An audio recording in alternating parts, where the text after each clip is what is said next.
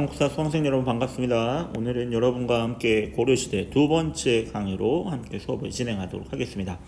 우리 지난 시간에는 이제 고려의 지방행정조직에서 속군, 속현의 개념까지 설명을 했고 향부곡소라는 개념부터 오늘 이제 설명을 다시 하겠다고 했는데요. 이 향부곡소는 군현과 비슷한 규모의 지방행정구역이라고 이해하시면 됩니다. 근데 여기에 사는 사람들은 일반 군현 사람들에 비해서는 좀 차별을 받았어요. 세금에 대한 부담도 더 많았고요.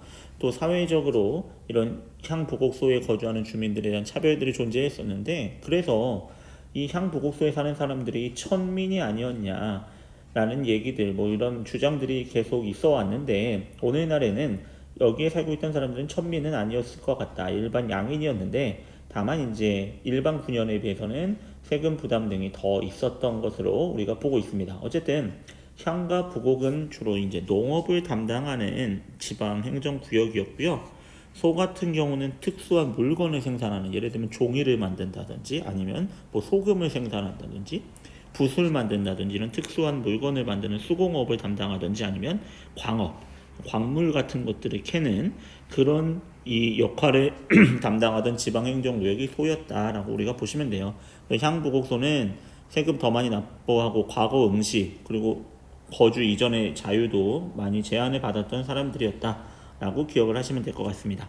자, 그래서 고려의 지방행정을 지난 시간에 한번 설명드렸죠. 오도와 양계라고 해서 오도는 일반 행정구역이고 이 오도에 도마다 파견됐던 지방의 최고의 지방행정을 담당하는 관리의 이름은 안찰사였다. 기억을 하시기 바랍니다. 안찰사입니다.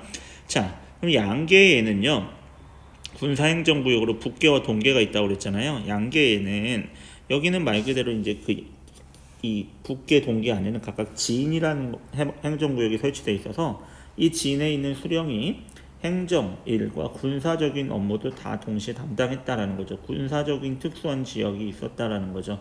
그래서 이 오도 양계 체계를 여러분이 좀 기억을 하시고, 고려 지방행정의 특징 중에 하나가 속현, 속군 속현이 주군 주현보다 더 많았다, 속현이 더 많았다라는 것까지 알아두시면 되고, 또 하나 더 정리하자면 고려 시대에는 전국의 모든 군과 현의 지방관이 파견되지 않았다. 그래서 속군, 속현이라 불리는 지방관이 파견되지 않은 군현이 존재했다는 것까지 한번 정리해 두시면 좋겠죠. 자, 그 다음으로 넘어가서 이제 교육제도와 관리선발제도입니다. 고려시대의 최고의 유학교육기관은 개경에 있던 국자감입니다. 이름 기억하시고요. 발해의 주자감과 헷갈리지 마시고, 그리고 지방마다 향교라고 해서 유학교육기관들을 세워서 유교적인 소양을 갖춘 인재들을 길러냈습니다. 근데 여기 이 지방의 향교에서나 중앙의 국자감에서는요, 유학교육만 했던 게 아니라요, 기술교육도 했어요. 여기서 예전의 기술교육이라 하면 뭐냐면 법, 또 의술, 의학 같은 거, 또 예를 들면 천문을 관측하는 거, 또 통역하는 거 있죠, 외국어. 이러한 기술 교육도 실시해서 나라에 필요한 관청, 이 기술 능력들이 필요한 관청에 인재로 이렇게 필요한 관리들을 선발하기 위한 교육을 실시했었습니다. 자, 관리 선발 방식은 크게 두 가지가 있었다라고 기억합시다. 하나는 과거고요, 하나는 음서입니다. 과거는 여러분이 많이 들어보셔서 아실 거예요. 말 그대로 유교 경전에 대한 유교적인 소양을 시험을 봐서 관리로 뽑는 제도죠. 그래서 고려의 과거는 크게 세 개의 시험이 있어요. 문관을 뽑는 문과가 있고요. 그리고 잡과라고 해서 기술직, 전문직들을 뽑는 시험이 있어요. 그리고 마지막 하나가 승과라고 해서 승려를 대상으로 하는 시험이 있습니다. 그래서 고려 과거의 특징은 여러분, 무과가 없어요. 무인을 선발하는 시험이 없었다라는 거죠, 고려시대. 그럼 무인들은 어떻게, 뭐 장군 이런 사람들 어떻게 채용되냐? 기본적으로 이제 뭐 특채로 이렇게 뽑는다든지, 아니면 여러분이 잘 알고 있는, 우리가 배우겠지만 오늘 배우겠지만 뭐 강감찬이라든지 서희 같이 외적을 물리친 이 장군들도 무인이 아니라 다 문신 출신이에요. 문신. 이 문과를 통과한 사람들을 이제 문신이라고 하는데, 이 문신 출신들이 무인의 뭐 군사 지휘 같은 것들도 했다라는 거죠. 고려는 무과가 없다라는 독특한 특징이 있어요. 그래서 문관과 기술관을 뽑았고, 더 나가서 승려, 여기서 승과를 통과하면 뭐가 되냐면, 우리가 앞에 살펴봤듯이 불교에는 크게 교종과 선종이라는 종파가 있다고 그랬잖아요. 각각 교종의 대표적인 승려, 선종의 대표적인 승려를 뽑아서 뭐 여기에 합격하고 아주 명망 있는 승려들은 이제 왕세자를 교육하는 왕의 스승이 된다든지 이런 역할을 부여하면서 종교계의 시험이 있었다, 승과라는 게 있었다라는 게 또 특징으로 알아두셔야 되겠죠. 자, 이제 이 문과 시험 중에 제술과 명경이라고 나와 있는 건 뭐냐면 제술은 오늘날로 치면 논술이에요. 자기의 생각을 예를 들면 문제가 이런 거예요. 지금 우리나라에서 가장 해야 되는 시급한 문제가 무엇이라고 생각하고 그 문제에 대한 해결 방안을 쓰시오. 생각을 쓰는 게 제술이라면 명경은 말 그대로 유교의 경전 테스트입니다. 경전을 명확하게 읽었는지 아는지 테스트하는 게 명경과입니다. 이 두 가지의 시험이 있었고요. 제술가가 글 쓰는 능력이 필요하고 생각하는 것들이 필요해서 조금 더 높게 쳐주는 경향들이 있었죠. 자, 고려시대에는 관리가 되는 방법이 과거만 있었던 건 아니에요. 음서라고 하는 이 제도가 있는데요. 이거 뭐냐면 나라의 공을 세운 공신이나 5품 이상, 얘기했죠. 고려는 관리의 등급이 총 9품까지 있는데 그 중에서 5품 이상의 관리의 자손, 그러니까 내가 5품 이상의 관리예요. 그럼 내 아들, 내 손자, 심지어 사위도 가능하고 외손자도 가능합니다.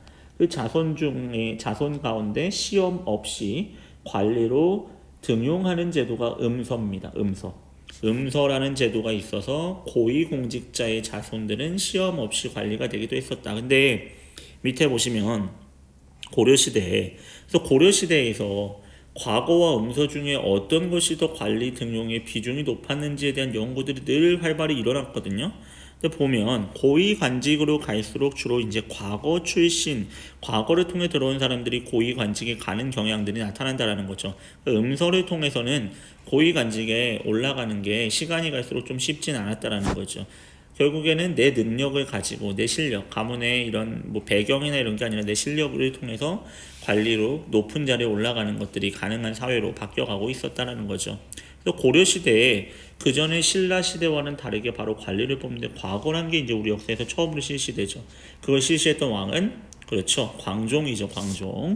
광종의 과거 실시 이후에 이제 쭉 관리 선발에 과거가 도입이 되어 왔는데 학문의 능력을 중시하는 분위기가 형성되고 더 나아가서 이것은 지방에 있던 개경이 아니라 지방에 있던 사람들에게도 시험을 통해서 자신의 능력을 통해서 중앙의 관리가 될 수 있는 기회가 열렸다는 얘기죠. 그 전까지는 중앙에서 계속해서 높은 자리를 차지하고 있던 몇몇 가문들의 고위 관직을 독점하고 있던 상황이었는데 이제는 지방에 있는 세력들에게도 관리가 될 수 있는 길이 열렸다는 거죠.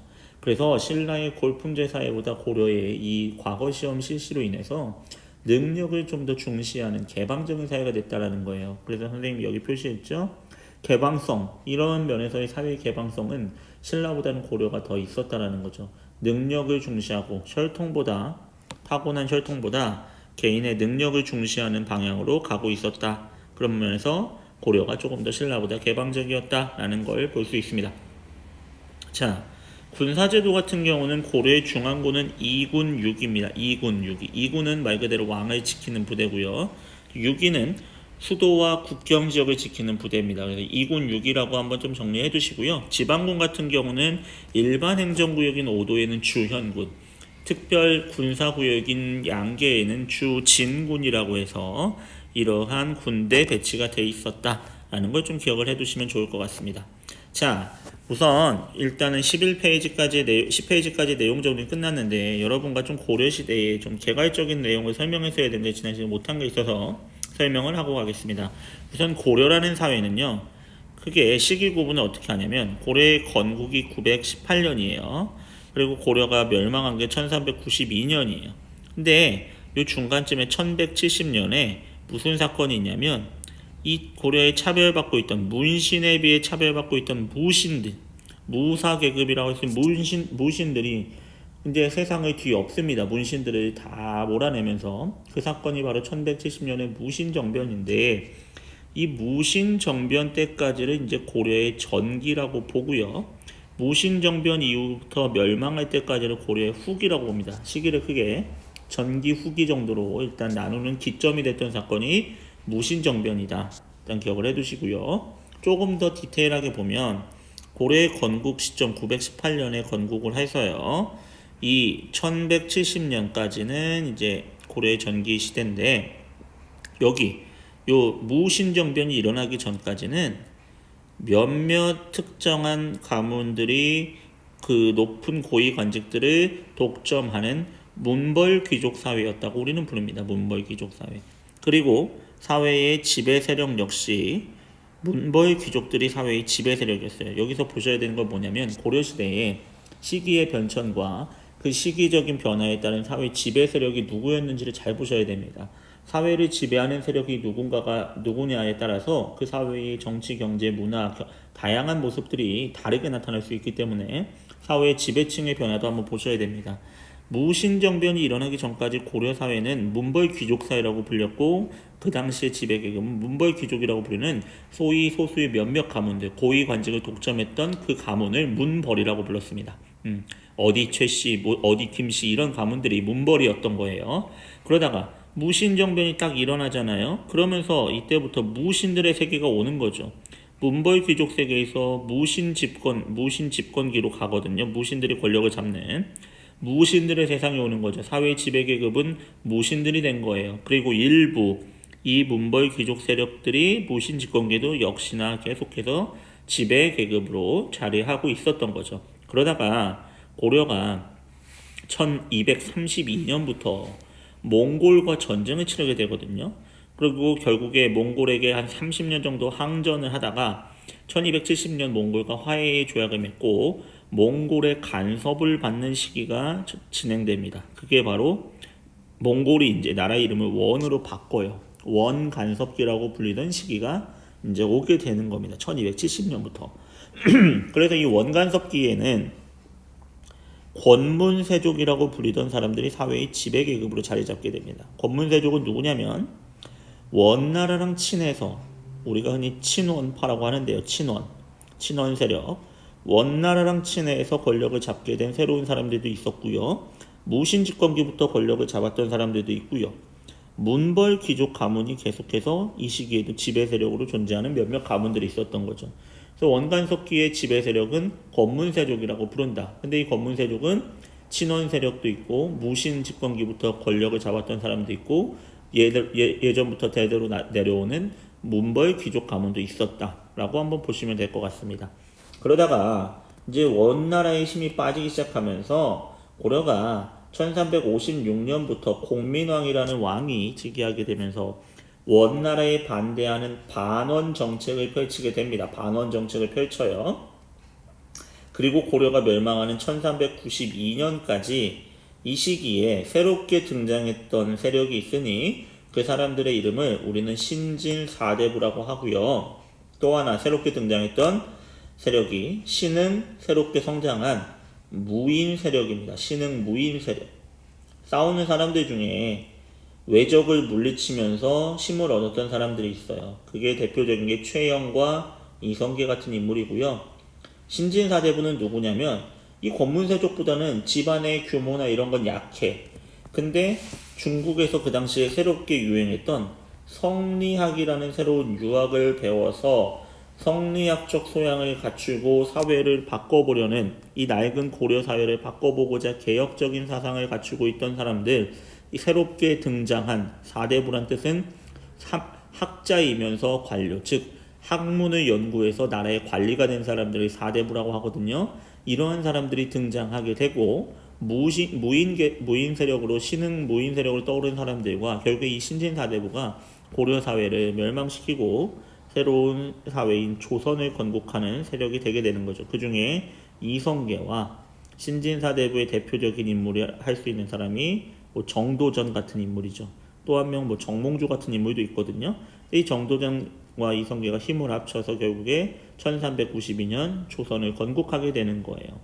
그러면서 이제 고려란 나라가 막을 내리게 되는데 고려의 시기 한번 잘 보십시오. 문벌 귀족 사회를 거쳐서 무신 집권기 그리고 원간섭기를 거치게 되는 거고요. 마지막에는 이제 공민왕의 반원 자주 개혁 정책의 시기가 되는 거예요.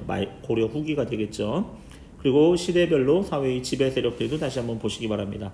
문벌 귀족, 무신 집권, 무신 세력, 그리고 권문세족, 신진 사대부와 신흥 무인 세력 이렇게 변해간다. 라는 거를 머릿속에 먼저 넣어두시고 고려시대에 대한 지금부터 강의를 좀 정리하시면 여러분이 선생님이 무슨 얘기를 하는지 조금 더 쉽게 이해하실 수 있을 겁니다.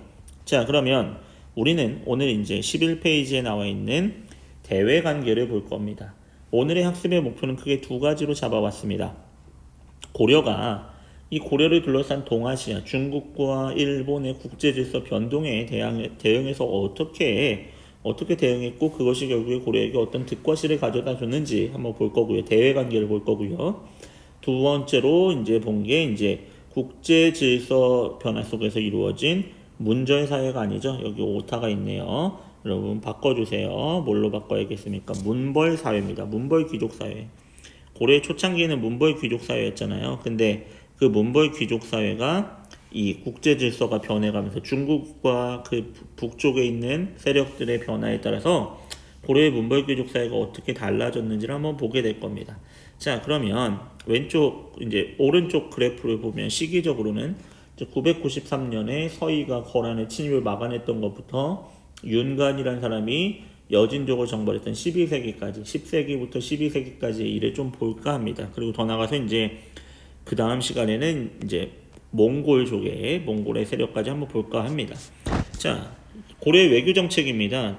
태조 왕건 때는요, 기본적으로 북진 정책을 한다고 그랬죠. 북쪽으로 진출한다. 그래서 고구려를 계승하는 의식을 통해서 평양, 옛날의 평양, 고려 시대의 서경이라고 해서 평양을 중시했고, 청천강이 어디냐면 지금 보시면 이 청천강이란 게 이제 여기가 서경이잖아요. 서경 북쪽에 흐르는 강이거든요. 여기까지 영토를 넓히는 게 이제 고려 초창기, 건국 초기의 일이었다라는 거죠. 그리고 이 초창기에는요, 같은 민족의 국가인 발해를 멸망시킨 거란을 배척하는 거란 배척 의식이 굉장히 강했습니다. 가장 대표적인 사건이 만부교 사건이에요. 무슨 사건인지 사료를 한번 볼게요. 자, 거란의 사신이 이제 고려가 이제 후삼국을 통일했다는 얘기를 알고 태조 왕건에게 낙타 50마리를 끌고 온 거예요. 근데 태조가 거란의 사신에게 뭐라고 하냐면, 너희 나라가 우리 민족의 국가였던 발해를 동맹 맺고 있다 배신해가지고 멸망시켰으니 너희 같은 의리 없는 애들과는 친선관계 맺을 수 없다.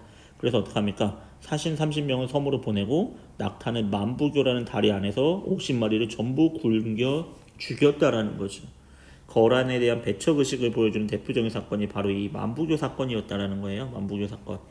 자, 이 만부교 사건까지 일어나게 되면서 이제 고려는 북진 정책을 계속해서 추진해 나갔고요. 거란은 이렇게 배척했지만 그 당시 이제 중국의 통일된 국가였던 송나라와는 친하게 지내는 친송 정책을 펼치게 됩니다.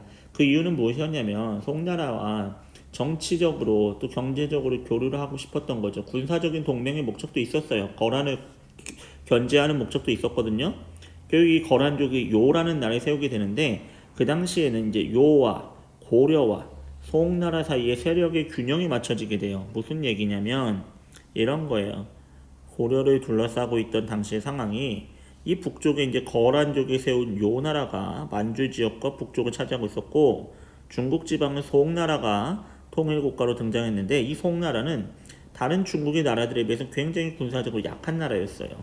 거란에게도 늘 두드려 맞던 나라가 송나라였는데 거란 입장에서도 고려가 자신들이 송나라를 공격할 때 뒤에서 자신들을 공격해올까봐 늘 두려운 존재, 걱정해야 되는 존재였고요. 송과 고려의 입장에서는 그 당시에 군사적으로 더 막강한 세력이었던 거란을 함께 견제하고자 싶은 이런 이유도 있었기 때문에 고려는 친송 정책을 펼치게 됐고 그로 인해서 고려와 송나라 그리고 거란 사이에 삼각 세력의 이제 균형이 이루어지게 됩니다. 세력 균형이 이루어지게 돼요. 그 당시 이제 한 10세기에 동아시아에서는. 그리고 송나라가 기본적으로 중국에 있는 국가는 문화적인 수준이 그 당시 한반도에 있는 국가들보다는 조금 더 발달하고 높았어요. 그래서 발달된 문물을 수용하기 위한 목적에서 친송 정책을 펼쳤던 것도 있죠. 자, 그러던 고려에게 993년에 거란이 드디어 침략을 해옵니다. 거란은요, 고려를 몇 번 침략하냐? 3차례 침략합니다. 3차에 걸친 침략을 하게 됩니다. 그 이유는 고려가 북진 정책을 하면서 거란이 차지하고 있던 지역을 계속해서 압박을 해왔다라는 것과 또 아까 얘기했죠? 거란은 목표는 중국의 송나라를 공격해서 중국을 차지하고 싶은데 그 뒤에 고려가 있으면 뒤쪽이 빈집털이 당하면 어떡해. 위험하잖아. 그래서 이 고려의 친송 정책을 문제 삼아서 송나라 공격하기 앞서서 뒤를 먼저 좀 안정시켜야겠다라는 이유를 가지고 이제 군대를 보내게 됩니다. 그 첫 번째 침략이 바로 993년의 1차 침입입니다. 이때는요, 소손령이라는 장수가 여러분 뭐 사료 같은데 많이 나올 거예요. 소손령이라는 장수가 군사를 이끌고 우리 고려에 오게 됩니다. 이때 나갔던 사람이 누구냐? 고려에 서희라는 인물이 나가게 되죠. 서희가 소손령과 외교 담판을 벌이게 됩니다. 이 내용은 교과서에 있는 사료에 잘 나와 있으니 교과서를 한번 보고 가도록 하겠습니다. 우리 서희 형님 외교로 이 침략을 막아내고 심지어 땅까지 확보해요.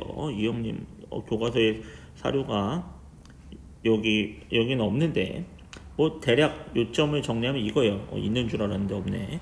이거예요. 소손령이요 이렇게 얘기하는 거예요. 야, 너희 고려라는 나라는 신라를 계승한 나라인데, 신라는 남쪽에 있는 대동강 이남의 땅만 차지하고 있던 나라인데 니네들은 왜 자꾸 북진 정책을 펼치면서 계속 우리 거란이 차지하고 있는 영토를 탐내느냐 라고 얘기하니까 서희가 이렇게 받아칩니다. 너 무슨 말 같지도 않은 소리야. 우리나라 이름 고구려 계승한 나라잖아. 우리 고구려가 옛날에 차지하고 있던 만주 지역까지 우리가 차지하는 게 당연한 거 아니니? 근데 지금 너희들이 오히려 너희들이 옛날 우리 고구려의 영토였던 이 지역을 불법적으로 차지하고 있는 거 아니야?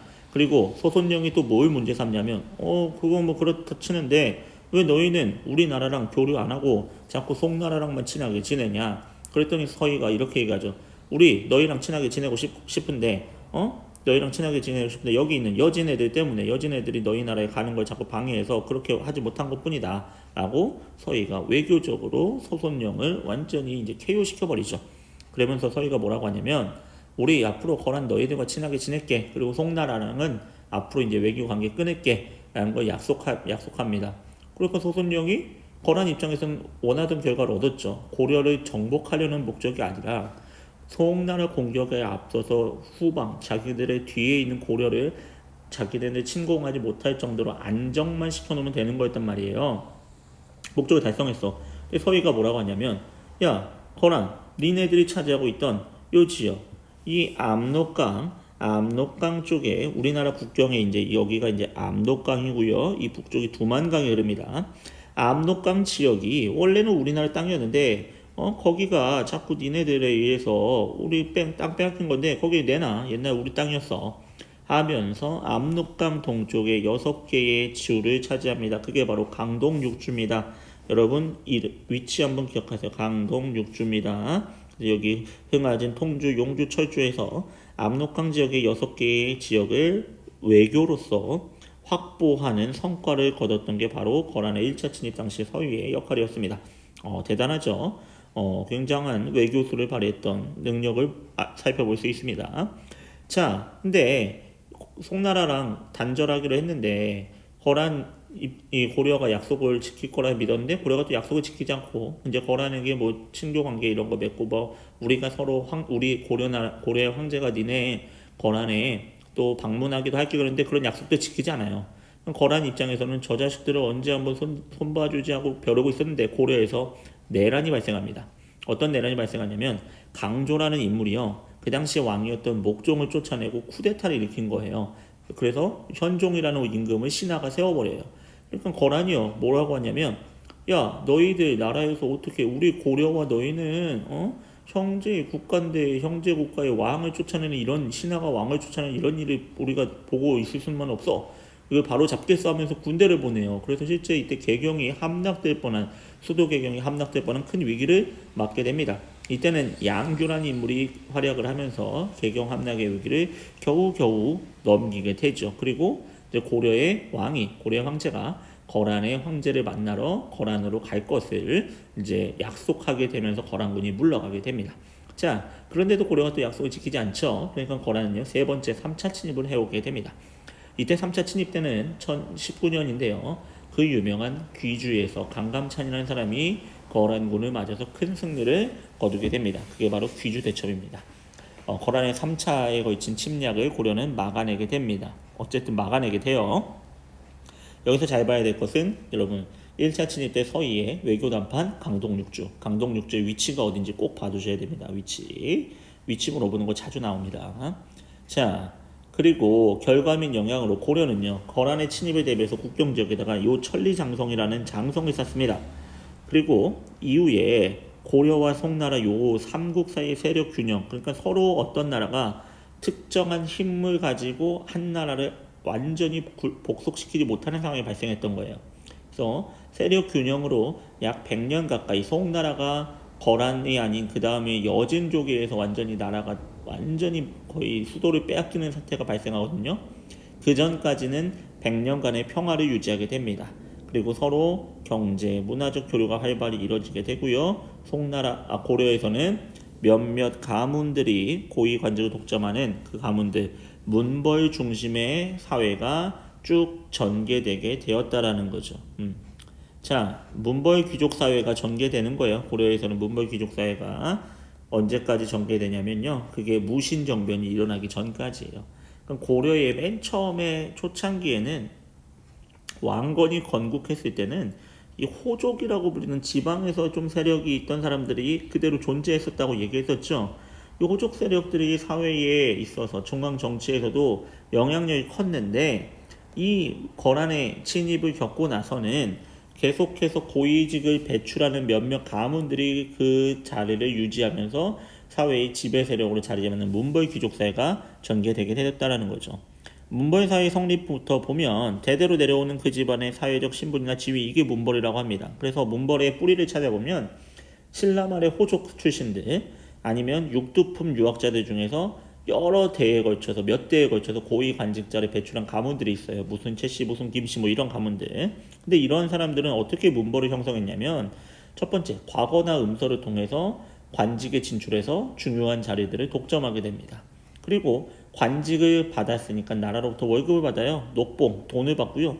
그 대가로 또 관리로 일하는 대가 토지도 받아요.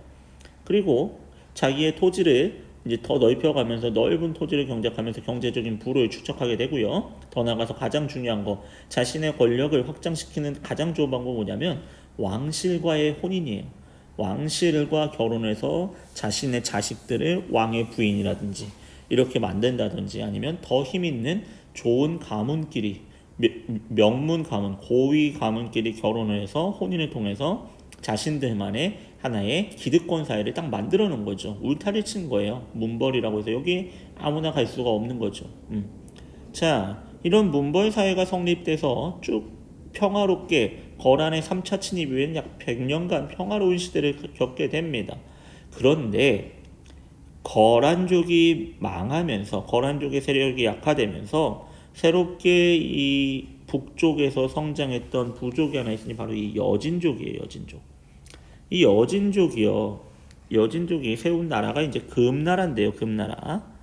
여진족이 성장을 하면서 부족을 통일했던 게 언제냐면 이제 1115년쯤이에요. 1115년에 아구다라는 이름의 사람이 여진족을 통합합니다. 통합하고 힘을 키우면서 고려의 국경 지역을 막 침략하는 거예요. 침략하니까 어떡하냐면 고려에서는요 특수부대를 하나 만들어서 이 여진족들을 혼내주러 갑니다. 그 특수부대를 이끌었던 사람의 이름이 윤관입니다.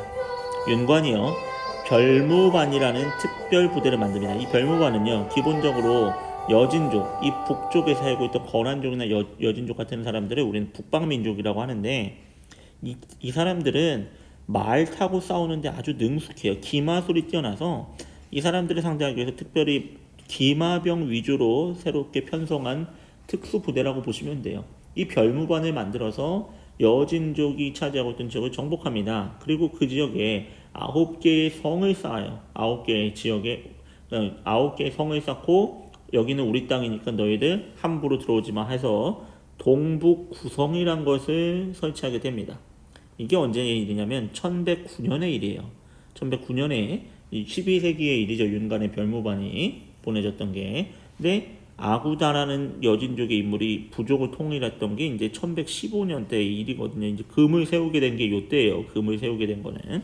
어쨌든 여진족이 완전히 강성하기 전에 동북 구성을 쌓아요. 근데 여기가 우리나라 사람들도 살기 좀 어려운 지역이고 위치는 여러 가지 설이 있어서 정확하게 특정할 수는 없어요. 이 뭐 함경도 지역에 있었다, 아니다, 여기 뭐 청천강 북쪽에 있었다, 아니다 만주에 있었다, 이런 설들이 있어가지고 정확한 위치는 모르겠는데, 아직 이거 특정 지을 수는 없는데, 어쨌든 우리나라의 북쪽에 9개의 성을 쌓았는데, 여기가 여진족들이 계속해서 또 침략하고 그래서 방어하기도 상당히 쉽지도 않은 지역이었고, 여진족들이 계속 돌려달라고 하는 거예요. 한 번만 돌려주세요, 다시는 안 까볼게요, 돌려주세요 하니까 수비도 어렵고, 그러니까 그냥 다시 반환을 해버립니다. 반환하는데, 이 여진족을 정벌하고 동북구성을 쌓은 것을 기념하는 그림이 하나 남겨져 있어요. 그 그림이 바로 이 척경 입비도라는 겁니다.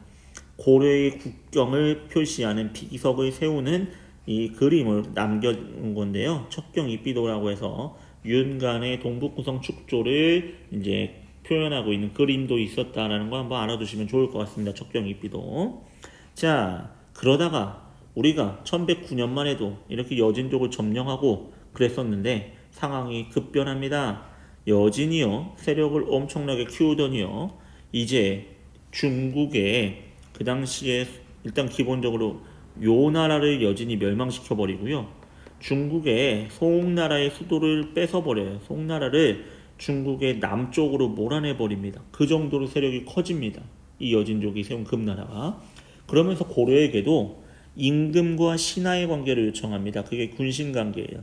임금과 신하의 관계를 요구하게 되는데, 그 당시 문벌 귀족 사회의 지배 세력이었던 가장 큰 권력을 갖고 있던 사람이 누구냐면 이자겸이에요.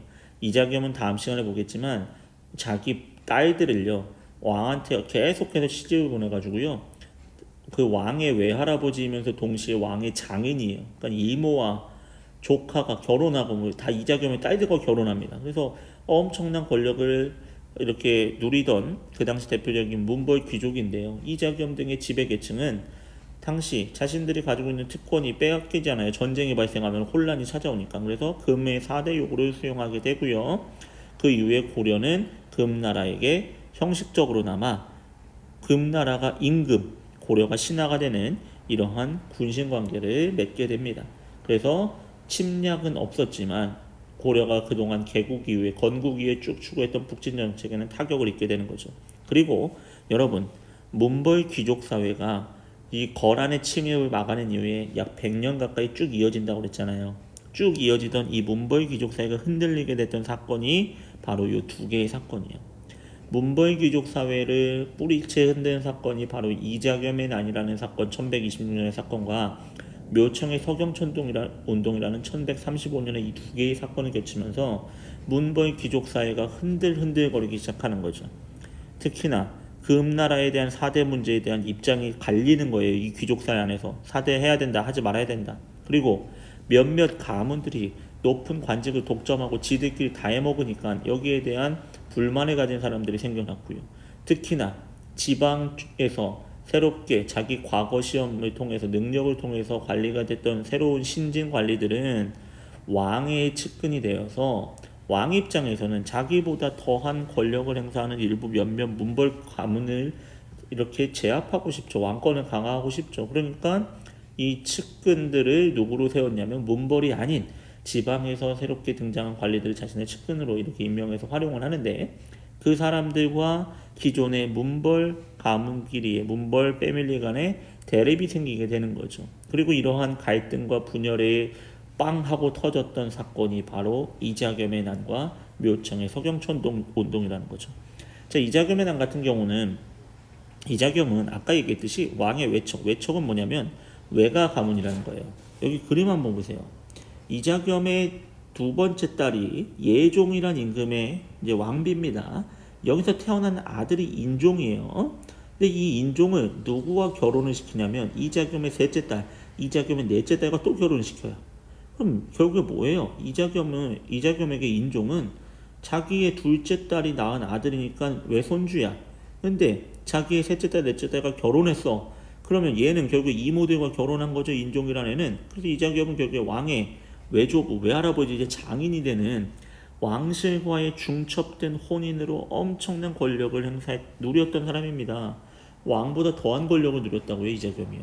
그러니까 왕과 인종 측근의 신진 관리들은 이 이자겸이 왕권을 넘어서서 너무나 선을 넘는 행동을 하니까 이자겸이 제거할 계획을 세워요. 근데 이게 이자겸 귀에 먼저 들어가는 거죠. 그러니까 어떻게 해요? 이자겸이 이 왕과 이놈들 신진 관리들 내가 먼저 제거해야겠다면서 이자겸의 충실한 부하, 아주 그 당시에 뭐 무력이 뛰어났던 척준경이라는 사람과 난을 일으키게 됩니다. 그게 1126년에 이자겸의 난이에요. 실제로 이제 연호도 정하고요. 자기가 왕자리에 올랐는데 이 이자겸의 난이 진압됐던 거는 간단해요. 이자겸과 척준경 사이를 이간질시키면서 척준경이 이자겸이 너 배신할 거다라는 소식을 이제 계속해서 듣게 되니까 척준겸이 이자겸을 제거하게 되고 이제 척준경은 무력은 좋은데 지력은 좀 떨어졌던 거죠. 그러니까 이자겸이 제거된 다음에는 척준경도 제거하면서 반란은 진압됩니다. 하지만 문벌 사회에 분열은 점점 심화되게 되고 흔들리게 됩니다. 그리고 이 문벌 사회의 동요에 한 번 더 큰 타격을 가한 사건이 발생하니 바로 묘청의 서경천도 운동이라는 거죠. 요 묘청의 서경천도 운동부터는 다음 시간에 여러분과 함께 수업을 하도록 하겠습니다.